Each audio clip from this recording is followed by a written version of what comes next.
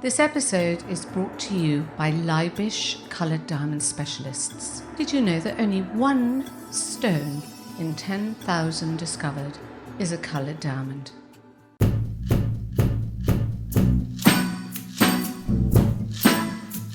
She is this perfect storm of sort of, fascinating, attractive and fashionable person combined with this, great tragic life story and then also... It's that sort of, you have to have that tragedy mixed in with it to make somebody iconic in the future. It's sort of the Princess Diana factor, isn't it, really? It is, and they were almost the same age. I think Princess Diana was 36 when she died and Marie Antoinette was 37. Yes. I'm Carol Woolton, the voice of jewellery.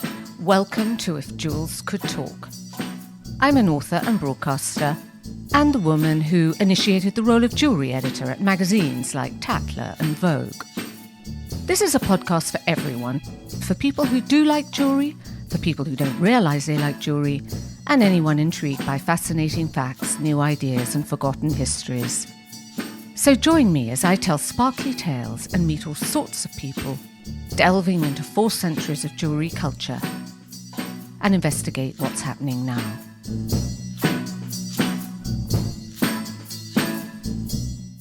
Today we're talking about the most fashionable queen in history, Marie Antoinette, whose glamour and dazzling diamond style has continued to have an iconic appeal through the generations.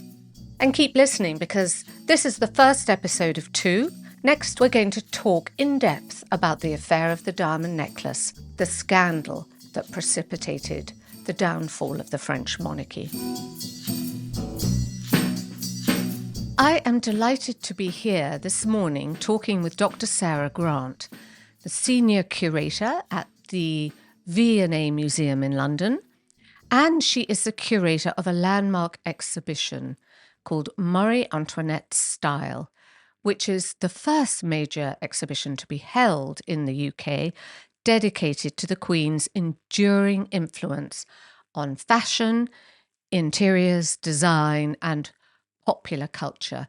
And it explores and defines Marie Antoinette's enduring legacy. Sarah says in the catalogue, the rare combination of glamour, spectacle, and tragedy she represents remains as intoxicating today as it was in the 18th century.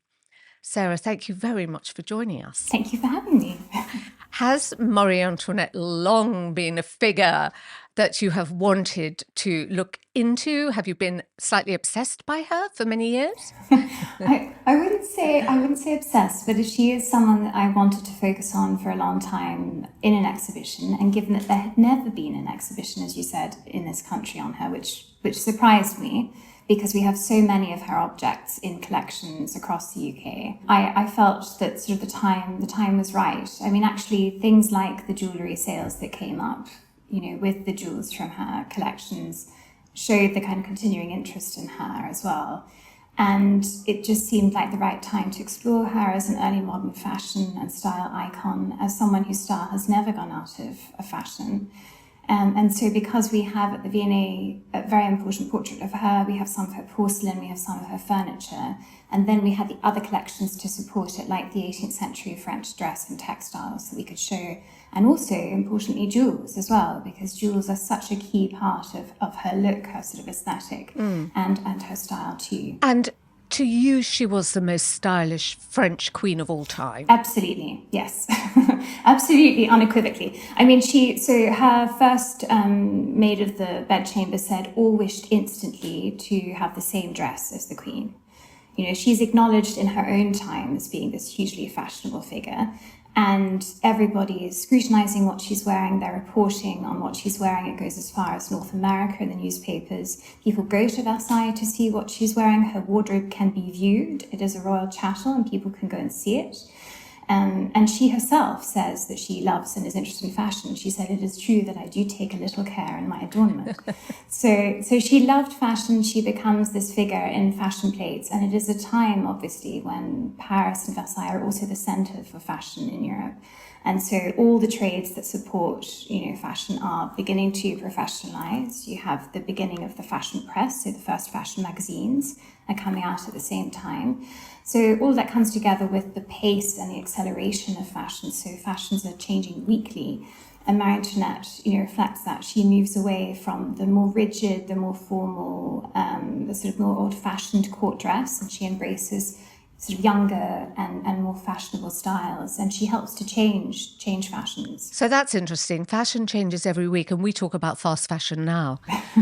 We do. So she was ahead of the game. Yes. What I want to ask you is, could you just set the scene of what they were wearing before Marie Antoinette arrived at court, so we then get a sense of how much she changed it? You get this sort of lingering Rococo, basically, and it's a fairly conservative type of court dress. So the queen before her is Marie Leczinska, who was Polish originally, who comes to marry Louis XV. She was a very conservative, very pious woman. She had 10 children. She was very much in the background of Versailles. She wasn't trying at all to compete with the king in terms of attention. And of course, he has his notorious mistresses as well, Madame de Pompadour and Madame du Barry, who are much more sort of eye-catching and fashionable. So court dress, it doesn't evolve as quickly as it does under Marie Antoinette. It is much more slow to sort of evolve and change. And actually that is really illustrated in this inventory from 1771, which has some of the previous queen's wardrobe and Marie Antoinette's wardrobe were inventoried together. So you can see that the styles have not really changed very much in sort of decades, and you look at portraits and again, not very much changes. But essentially she's wearing very sort of floral, highly figured sort of silks that have a lot of metal thread. They're very heavy and a lot of lace. The hairstyles were much lower. They're sort of very close to the head. Lots of jewels. I mean, she wears a huge amount of jewels. You can see those in her portraits. But yes, nothing really changes particularly during her reign. And so then when Marie Antoinette arrives, and she's very young, she's 14 obviously when she arrives, when she's Dauphine, which is incredibly young. She's 18 when she becomes queen. So she experiences her first decade as queen as a teenager and then a young woman in her 20s. So that is definitely a contributing factor, and she is surrounded by this kind of teenage coterie. The royal family are sort of very young, so she is clearly as someone who is also very confident and very charismatic, and everybody says that about her. They say she's hugely charming. Her brother writes this wonderful letter describing her when he sees her again. He hasn't seen her since she was 14 and he sees her at 21, and he says, she's really captivating and lively and intelligent. So I think because she had that character, she was someone who was interested in fashions and novelty. And then she could take other people with her. Yes. So her first impression on the French court would have been on her wedding day in 1770. And that's when she would have made her first fashion impression. And you have a dress in the exhibition that's very similar to what she wore at her wedding. Yes, and that is the classic example of the really rigid kind of etiquette that existed at court in terms of dress, that you had to wear the grand habit, which was the kind of the most formal type of court gown, which Marie Antoinette hated, and which she begged Louis XVI to retire, or at least kind of to soften and make more easier to wear. And essentially it is a very stiff whaleboned bodice, incredibly tight. And then you wear a huge sort of petticoat, it was called, and all of this was in metal, woven metal thread cloth, so silver cloth, which is woven from silver, so very heavy. And then you wear a train which hooks on the back with these really large metal hooks, almost like you're towing, sort of something behind you. And so she was required to wear that, not just for her wedding, and we have the beautiful example in our exhibition of one of the only surviving 18th century French silver wedding gowns that was actually worn by the future Queen of Sweden, but which gives you a sense of just the opulence and the sparkle. And also how tiny they were, because they were children. Yes. The waist is minuscule. Absolutely minuscule. And her mother says, so her mother, Maria Theresa, Empress of Austria, says, I know that the bodices in France are incredibly tight. Would you like me to send you some from Austria because they're softer and they're not as uncomfortable? And there is an account of Marie Antoinette rushing back to her private rooms, and she would immediately unhook the train and sort of loosen the bodice. And obviously you wear those with the very wide pannier. So that was another sort of part of the court sort of protocols, that you had different widths of pannier. So you have the very, very wide ones for more formal ceremonial occasions, and then they get smaller and smaller, or narrower and narrower, depending on the occasion.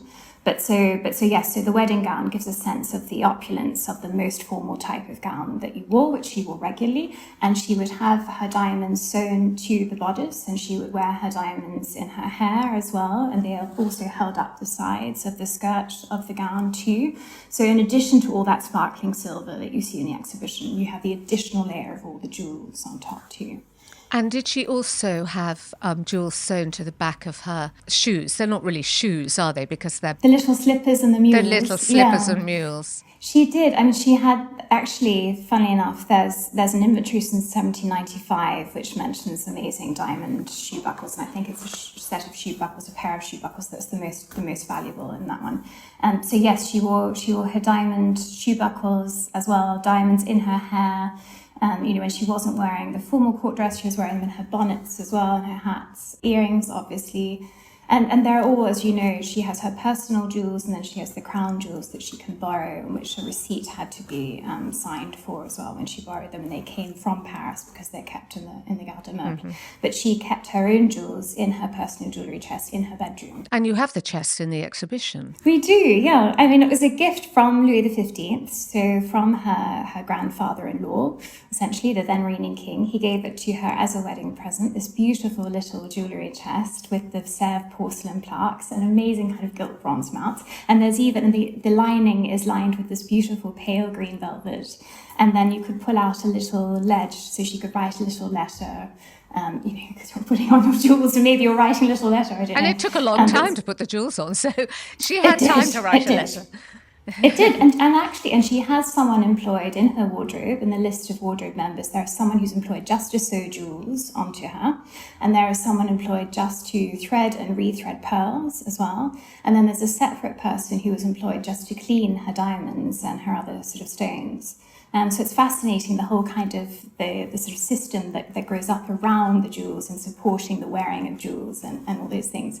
And the other amazing gift that he gave her, Louis XV, was a diamond-encrusted fan as well. So that was another present he gave her, as well as a beautiful set of bracelets with her monogram and the bracelet clasp. And we have a pair in the exhibition that's almost identical to those. So how did she begin to change the older fashioned look of court and start impress her own style in what she wore? It's a combination, isn't it? Because it's a combination of wanting to change these styles that are outdated and seem sort of aging to her and sort of old to her and old-fashioned, and which she associates with the older generation who are still there at court, like the royal aunts. Louis XVI's aunts, who are very kind of prominent. So it's a combination of wanting to change styles and update them and make them more fashionable, and the fact that she's young. And then it's also trying to let go of that etiquette and that protocol. The protocol that surrounded getting dressed and having her toilette performed in public, and wearing these outdated styles that had been established by Louis XIV, so over 100 years before. So I think it's both those things. And then, of course, she encounters other fashionable people at court, like the Duchesse de Chartres, who was married to the pretender to the throne, the future Duke d'Orléans, and the Princesse de Lamballe and the Duchesse de Polignac, her friends, who are also very interested in fashion too.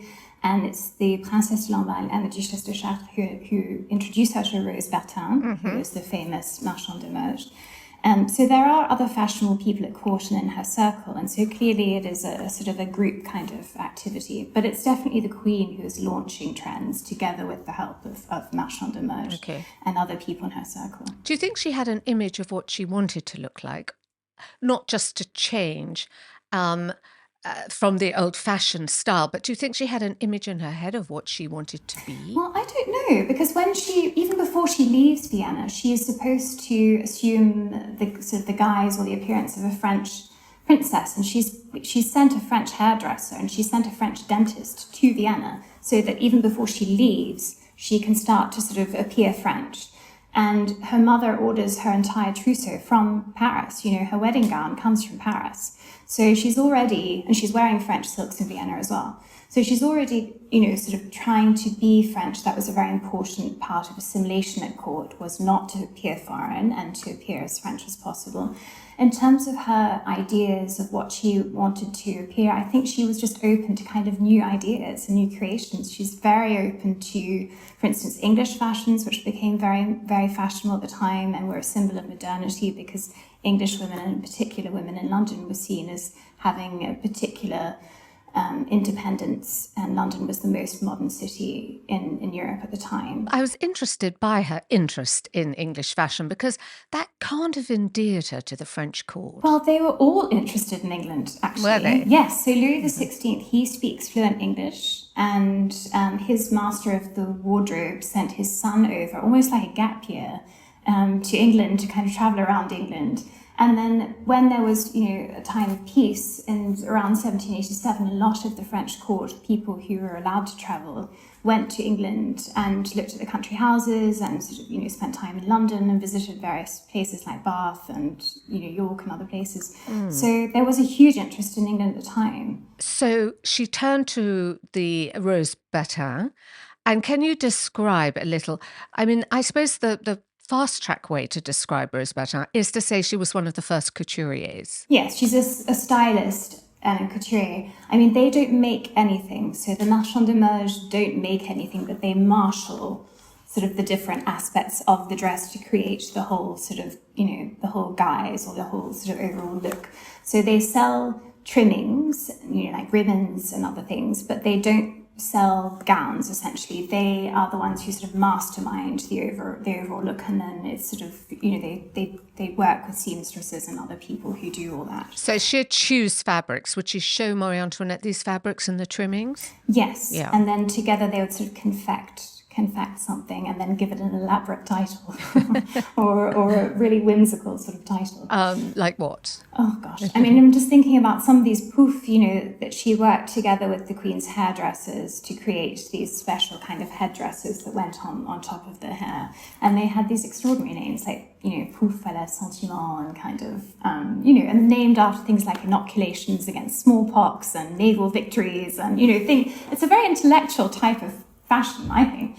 I can't see many sort of young fashionable people today being inspired by those sorts of events, and they're often commemorating sort of French, important French events.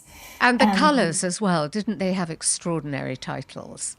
Yeah. Like sort of Yes. the Dauphin Pou or something like that. Yes, exactly. Yeah, exactly. And they have, one of the other ones I love is Nymph's Thighs as well. So the colour of a nymph's thighs, and then Opal's Despair is another one which I've always really liked. I think that's Very so romantic. beautiful and very romantic, very evocative. There's another one as well that's London Chimney Soot. And that's supposed to be the colour that she's wearing in the famous portrait of the Rose. She's wearing that steel blue-grey gown, and that's supposed to be London Chimney Soot. And then there was another one that was called Paris Mud as well, which was sort of, again, this sort of greeny, browny, sort of, like riverbanky Seine kind of river mud. Yes, so wonderful colours. Very descriptive. So Rose would get all this together, the colours, the fabrics, the trimmings, they would create something. And then was Rose instrumental in bringing in the hairdresser and the other parts to pull this together, to pull the look together? Yes, she has a higher status than the hairdressers, for instance. Marie Antoinette was sent a hairdresser called L'Archineur, who went to Vienna, as I mentioned. And then when she arrives in France, she has another hairdresser, mainly called Leguet. And actually Léonard, who's the famous one, he works under him. So he's actually not even her senior hairdresser at that time, and he doesn't become her main hairdresser until the 1780s. But he is named often in some of the fashion plates. When you look at the fashion plates, it will sometimes say hairstyle designed by Léonard.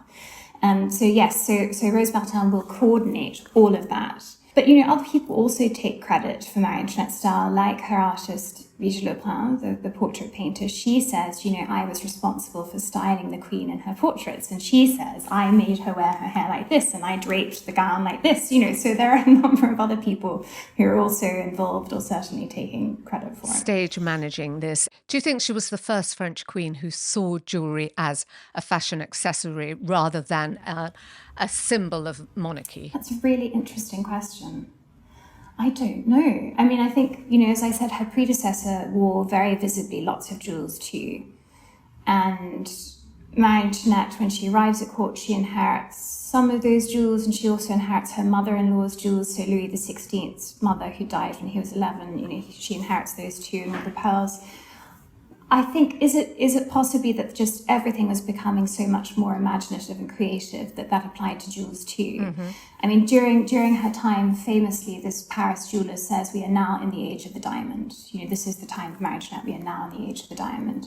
And the cuts were definitely improving, and so they were far sparklier than they had been previously. And you see many more designs coming out, and we have some of the designs by different jewelers in the exhibition as well, in the jewellery section. So it could be as well that people were giving more attention to jewels and playing with jewels a little bit more, and sort of using them more inventively because the cuts had improved. Yes, it's a really good point. Then you talk about branding and her initials, as you said that she was gifted the bracelets with her initials on them. So how important was it to her that Marie Antoinette became the name that was at the forefront in her jewellery, or in everything that she wore and had around her? I think it is important to her. I mean, I think she has this formative experience where when she arrives in Strasbourg, so after she's had that handover in the middle of the Rhine, where she changes from her Austrian clothes into her French clothes, and then she visits Strasbourg, which is the first French stop, Alsatian stop on her journey, on that 2.5-week journey from Vienna to Versailles. She is greeted by her monogram in huge illuminated lights and fireworks. So they had staged this huge demonstration of a big M.A. Marie Antoinette in front of the Episcopal Palace in Strasbourg. And I'm sure that must have really struck her. And then she does, once she arrives at Versailles, because she's not capable, she's not allowed to build anything. She can't undertake architectural schemes. She can't commission huge cycles of history paintings, for instance, which are things that kings do. She is allowed to refurbish her interiors, and she does that obsessively. So she does a lot of refurbishing and redecorating, and her monogram becomes integral to that. And I do think for her, it was a form of asserting herself on her environment. It was a form, she has such limited powers. This was for her very, very important because it's everywhere. It's in her library, it's in her boudoir, it's in her bedroom. She embroiders it herself on her cushions, it's on her furniture, it's on every single item in her personal toilette case. 94 different pieces are all monogrammed. And then I think most symbolically at the Petit Trianon, when you come in, there's the wrought iron and gilt bronze staircase, and she takes out Louis's crossed L's and she puts in the big Marie Antoinette M.A., so that it's the first thing you see when you come in. So yes, I think it was a very big statement by her. When you think she was really treated like a young chattel at such a young age, wasn't she?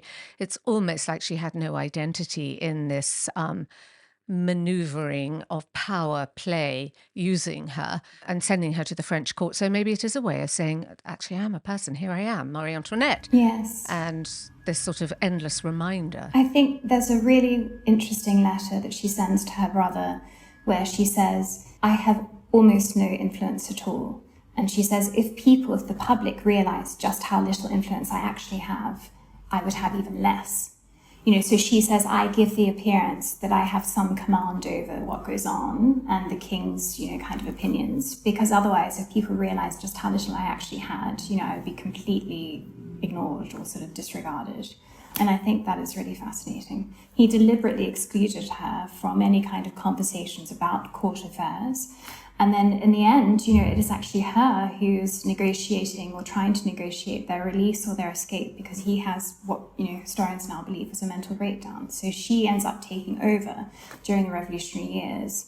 But yes, it is. She has very little role, especially when she doesn't have any children yet either, because her other main role is to provide heirs, and because the marriage famously goes unconsummated for 7 years, she is sort of at a loss in a way. Yes, very vulnerable. She's in a very vulnerable position, isn't she? Yes. How aware do you think she was of supporting the French luxury industries, the silk industries, the the jewellery industries. Very aware. I mean, they wouldn't let her forget it. I mean, she obviously has her budget, her set budget, which had been established 50 years before, again, for the previous queen. And what would that have been? How much would that have been, roughly? So the equivalent today of her wardrobe budget is around £750,000. That was her annual budget. That was how much she was given to spend, although, as I said, that actually hadn't been updated in 50 years. So she exceeds it almost immediately because it's completely out of date. I think her most extravagant year in the 1780s, she almost doubles that. Almost, not quite. But at the same time, so what is that? That's probably about £1.4 million that she spends in her most extravagant year. But at the same time, France spent £11 billion on the French War of Independence. So I mean, France is, as you know, France is virtually bankrupt when she arrives. So it's not her expenditure, certainly not her expenditure on her wardrobe that is bankrupting France. But she is expected to spend because, as you said, she is supposed to be visibly supporting the French textile industries, in particular the silk weaving industry in Lyon, which is where all her silks come from. It's where all her silk accessories come from too, like ribbons, silk gloves, silk stockings, silk flowers that she wears in her hairstyles, and the silk gauze and the silk crepe that she also wears in her hair. So she supports that. She also supports the printed cotton manufactories in France.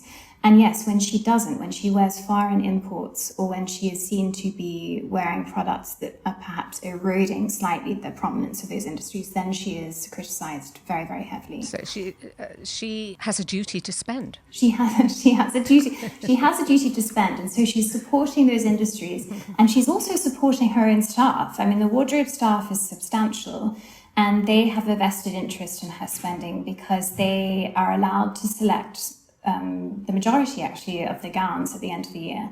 So she rewore some of her gowns, but most of them are given to her ladies-in-waiting and the members of the wardrobe, even down to what were called the boys of the wardrobe, the garçons de garde-robe. They are allowed to choose, an informal gown and maybe some gloves and this kind of thing, and then they can sell them, and that was part of their salary.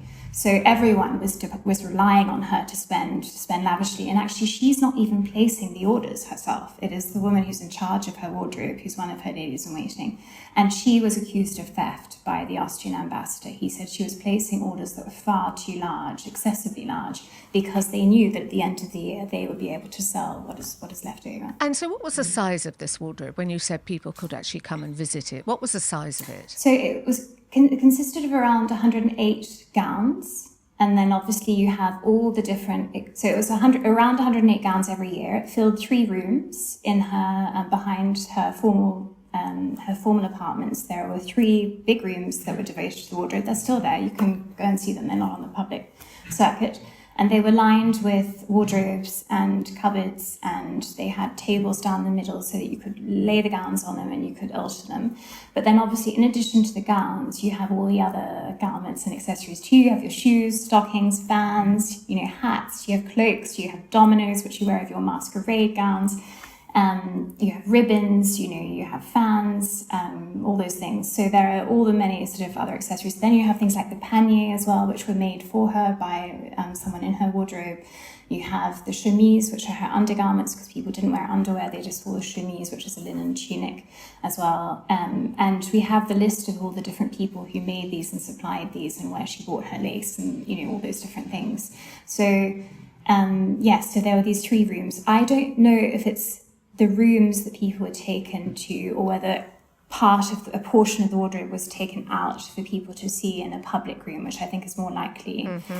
But there is an English visitor who comes, and she describes them, and she cannot get over the opulence of the gowns and the beautiful colours and the amazing trimmings. Oh, it must have been sensational, mustn't it? Yes. And you've got so much in the exhibition that looks so fresh. Yes. The silk looks so fresh. It's extraordinary. Bright, that beautiful pink and white striped lovely silk gown. Yes. And I think it's actually, it's sad and it's tantalising when you read the descriptions of some of the things she wears. And Vigée Lebrun, her artist, her favourite portrait painter, she describes how she saw the Queen at Fontainebleau fully dressed in full court dress, and she says, she was just absolutely dazzling. The sunshine fell upon her, and I've never seen anything more dazzling than her in this kind of court gown with her diamonds as well. And yes, we have, 2 fragments that do survive from the wardrobe that was looted, because the wardrobe was looted and dispersed in 1792. And they give you just the sense of what the entire wardrobe must have looked like. These are covered, these 2 fragments, in beautiful silver and gold sequins. The thread is all gold thread.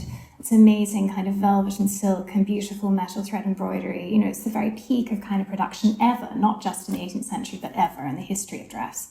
So yes, it would have been the most remarkable sight. I mean, that was why it was, something that people would travel to actually view. And that's partly why you talk about, and you show in the exhibition, why her style has been so enduring, because it remains so appealing, and her timeless motifs. And the fact is, she continues to shape creative expression all these years later. And you go on in the show to show the couturiers now, Jean Galliano, Chanel, how they've been inspired by her look. Yes. I think she's queen for 19 years. And as we said, her style changes quite rapidly in that time. It goes from that Rococo to kind of, amazing, the sort of excesses of the 1770s when the hairstyles were huge, and everything was completely trimmed and decorated and bows were everywhere, and, everything was sort of pink and pastel, to the kind of neoclassicism and the more kind of refined style that's leading sort of gradually towards the revolution. So there are so many different parts of her style that couturiers today can draw on. It's an endlessly rich kind of scene to mind. Do you think they concentrate on the peak of her extravagance and excess? I mean, that is certainly one of the most fun parts, I would say. If you're going to be inspired by something, then the fun part is definitely the 1770s. Because it's so outrageous. And some of these hairstyles with miniature lakes and landscapes in them, an entire ship completely in replica and all those things. These are fun for designers to look to. But I think, her taste doesn't joke, because she had exquisite taste. She had very, very good taste. And that, you can see that in the exhibition, both in terms of the fashion and the interiors. So I think, yes, the 1770s is perhaps the most fun part, but there's plenty there for people, really. And you've got Sofia Coppola's film, the earrings that Kirsten Dunst wore in the film, and showing how. And actually, what was interesting when I first saw the show, I came straight back and watched Sofia Coppola's film, and you see all the references there. Yes. I mean, Milena Canonero's designs and Manolo Blahnik's shoes, and actually, and she used, Sofia Coppola insisted on using real jewels in that film as well. So she went to Fred Leighton, they sell antique jewellery, and so she sourced jewels from them to use, because she wanted everything to feel really kind of natural and real and covetable. And I think that's what makes that film so beautiful, is that they do look stylish in a way that we consider people to look stylish today, because everything is real and genuine. It's not a sort of fusty kind of period film costume. So I think that's part of the magic of that film, actually, and part of many decisions that she took, Sofia Coppola, that have really cemented its kind of iconic cult status. Yes, it does have that veneer of luxury, doesn't it? Yes. It really is beautiful. Yes. And youth. Of course, she's the first one who really portrayed Marie Antoinette as so young. Exactly, yes. I mean, Kirsten Dunst, I think, is she 20? She's kind of teetering on teenagehood. It's a very young cast. She said as well she wanted them all to speak in their normal voices and accents. She didn't want to affect a kind of period accent for that film. And yes, it really conveys the exuberance and the fun of youth, and I think some of the kind of giddiness that obviously surrounded that very young royal family at the beginning. So the exhibition continues and goes up to her death, and very poignantly, after all the lavish spectacle of all her dresses, you land up with a white chemise. Can you talk about that? Yes, so this is her chemise, so her underwear that she wore in prison, and when she leaves the Tuileries Palace, when the Tuileries Palace is sacked in 1792, she leaves everything behind. including jewels. She'd already smuggled out her personal jewels, obviously, the ones that would then, some of which then come to auction in 2018 and 2021. But she leaves behind obviously kind of the second tier or second rank jewels, and these are the ones that are inventoried in the 1795 inventory. And she leaves behind her wardrobe, because it's important to say that jewels are considered part of the wardrobe. And that's why they appear in inventories together with the wardrobe as well. And so she leaves all that behind, and she goes to the prison, and they give her an allowance to order some new clothes, because obviously she only has what she has. She only has what she has on, because they have fled. So she orders some new underwear, including the chemise that you see in the exhibition. And she wore that up until the point that she was removed from there to the next prison, because she's taken before her trial and execution. And by this stage, it was clear where things were going. She is separated from her daughter and her sister-in-law. She'd already been separated from her son. And she's taken to the next prison, the final prison. And she left behind that underwear. And the prison superintendent hung onto it. He recognized its significance, and he retained it, and it descends through his family until they decide in 1911 to gift it to the Cannavale Museum in Paris. That's an amazing story, isn't it? It is. To have for that to survive. It's a really, I think when you see it, it is very poignant. It is quite a moving, it's a relic essentially. She wore that obviously next to her skin. And the glass magnifies it. When you see it in the case, the glass makes it seem larger than it is. Yes, it does. Yes, it does, definitely. And when we had it out in the Textile Conservation Studio, because our conservators here at the V&A had to devise a new way of mounting it for our exhibition, because we wanted to show it upright. We didn't want to show it flat, because it is now very fragile. And we were looking at it, and it was so small, Carol. Really? Yes, it did look very small. And you realise, you saw her shoes as well. Oh, they were like, you can't imagine. It made Kirsten Dunst look like they were great flippers. These are the tiniest, little, almost like dolls. Slippers. So her underwear is the same. It felt very, very moving to see that actually on the table in front of us. Yes, very moving. That part in the dark, with part of a guillotine next to it, is very, very moving. And you do get a sense of her bravery and courage. I think you get a sense as well of the deterioration in her, sort of circumstances as well. You get this sense of the absolute, of what she was reduced to by the end. Because it is a pretty humble article of clothing. And, compared to kind of the opulent silk gowns, the silver gown that you see at the beginning, all the jewels that you see at the beginning, this is really what she's reduced to. And then in prison at the end, when she's in the conciergerie prison, she only has 2 dresses left and 1 pair of shoes. And that's it. And that's all that remains of that extraordinary wardrobe that she once had. And you have those poignant quotes of, "I have no more tears to cry for you, my children." And you get the sense of probably death was a release from the suffering and torture. Exactly. I have read that note so many times, and actually every time I read it, I feel slightly teary, because it is a desperate note. It is so, it really does convey her state of mind right at the end. That is the very last thing that she writes. And, she's thinking of her children and what has become of them. She has no idea. And she's, asking God for his mercy, for his pity. And so it is a very, very moving note. And I think her sister's quote as well that we include. So this is Maria Carolina, her elder sister, and actually her favourite sister. And she was also sent on a sort of dynastic marriage. She was sent to Naples to marry the future King Naples. And she says, a few days before Marie Antoinette's trial, she writes to one of their relatives, and she says, "Everything that ends her torture is good." Because by this stage she'd been imprisoned for sort of 3 years, and she was also ill, and one of her children had already died. She hadn't seen her other children. She'd been separated from her son when he was 7 years old, and things were so desperate for her that her sister felt it would be good if she died. It would be a mercy for her if she died. Do you think by looking at all these artifacts and piecing together her life through these objects and fashion, did you get a glimpse into her personal life? Did it make you feel you had some understanding of that? They say, don't they, that you can never really know a historical figure. You can never really know someone, and you have to sort of maintain that state of neutrality. I think when you read her letters in particular, you get a real sense of her personality, which is charming. And I think and actually one of the letters that we have is the letter that she's writing to one of her close friends about her husband. She's complaining about her husband, which just feels like this sort of timeless. I think she had quite a bit to complain about there. She did, yes, to be fair, I guess she did.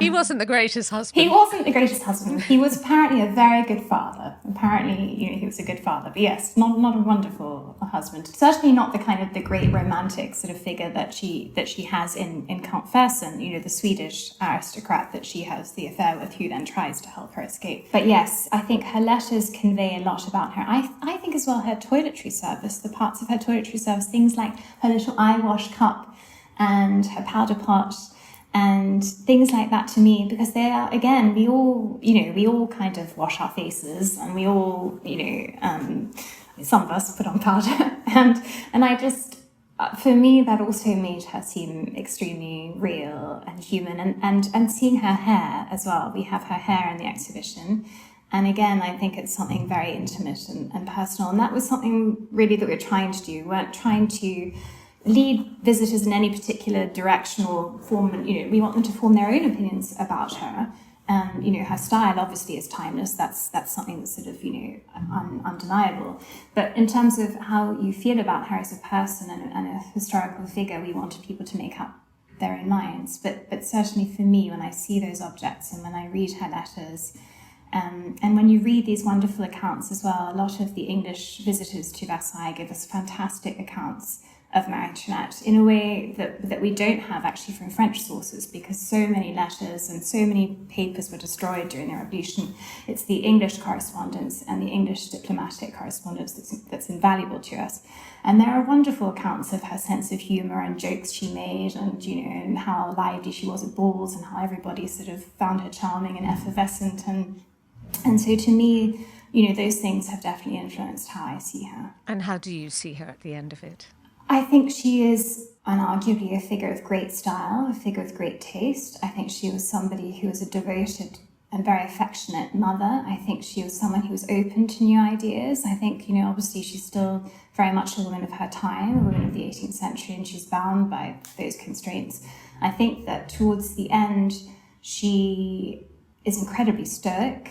I think, that the way she performs at her trial, where she defends herself, her behaviour right to the end, actually, if I can draw a contrast between her and Madame du Barry. So Madame du Barry is Louis XV's last mistress. She's the one who is in place when he dies of smallpox. And she is exiled because once the king is dead, the mistress has to be exiled. She is then brought also and tried and guillotined. And the difference between her behaviour at her execution and Marie Antoinette's behaviour is sort of night and day. So Marie Antoinette, she calmly, she walks up the stairs. Apparently she trips over the executioner's foot and she says, "I'm so sorry." Apparently that's what she says. But she's very calm and dignified, and she has, she's resigned to her fate. Madame du Barry has to be dragged kicking and screaming up the steps to the guillotine. She's, poor thing, is absolutely sort of scared out of her wits. But I think it's remarkable that Marie Antoinette, given everything she'd endured up to that point, could be so calm and so sort of stoic and dignified. And so I think, that is remarkable. And so unblaming. Yeah, and they both say, both she and Louis XVI say in their letters, that they are insistent that their children try not to seek revenge, or that their children forgive their sort of the people who've imprisoned them, or sentenced them to death, because they don't want reprisals. They don't want them to be victims either. Well, what's very poignant is that you begin the exhibition with Marie Antoinette's mother's voice and what she said to her daughter when she left for France: "All eyes will be on you." And you've proved, Sarah, that all eyes are still on Marie Antoinette all these years later. It really is a wonderful exhibition. Oh, thank you very much. I found that relationship, that mother-daughter relationship, so interesting. And fashion is part of that relationship too. Marie Antoinette sends her fashion plates from Paris and says, "This is how women of your age are dressing." And she gives her advice as well, because in France, after the age of 35, Your hair was not supposed to be as high. You're supposed to wear it lower, and you're supposed to avoid bright colours. I mean, you're supposed to sort of turn into this moth. Anyway, so she was sending her also hairstyle fashion plates for her mother as well, saying, you know, this is how you could wear your hair. She sends her scent from Paris, you know, perfume from Paris. And I think it's remarkable that, you know, Maria Theresa, she had 16 children, 13 of whom survived to adulthood. But her correspondence with Marie Antoinette is amazing. And yes, she is the one who says those kind of immortal words, all eyes will be on you. And she knew that Marie Antoinette had this huge challenge ahead of her. And she says after that, she actually follows in the next sentence, she says, so do not therefore create a scandal. Ironic. Yes. Yes. How long did it take you to track everything?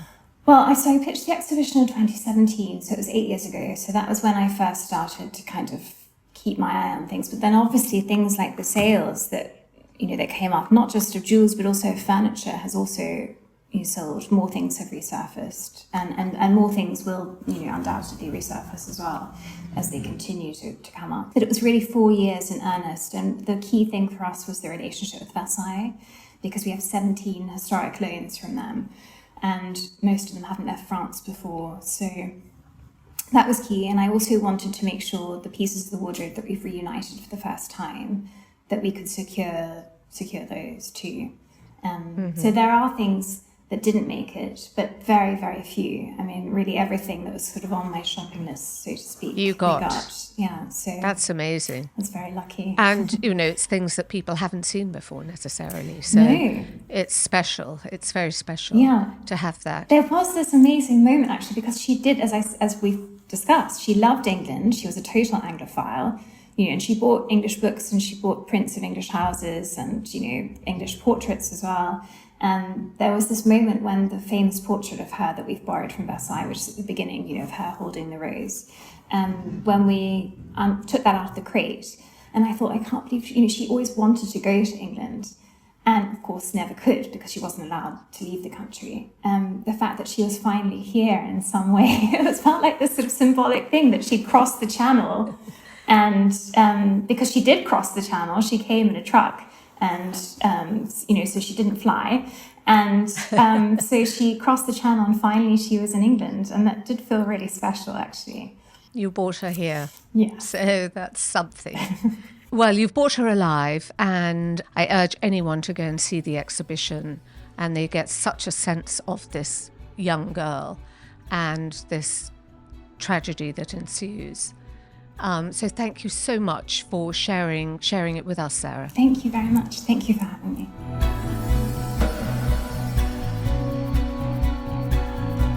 Thank you for listening. For this and other episodes of If Jewels Could Talk, please go to our website, carolwoolton.com. Do share it any way you can, and we love to have a rating and a comment. For more about our sponsors, please go to www.leibish.com.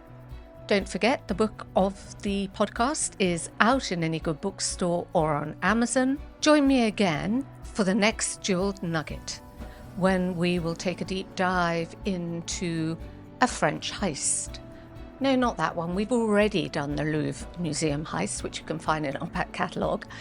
This will be about the affair of the diamond necklace, which precipitated the fall of the French monarchy.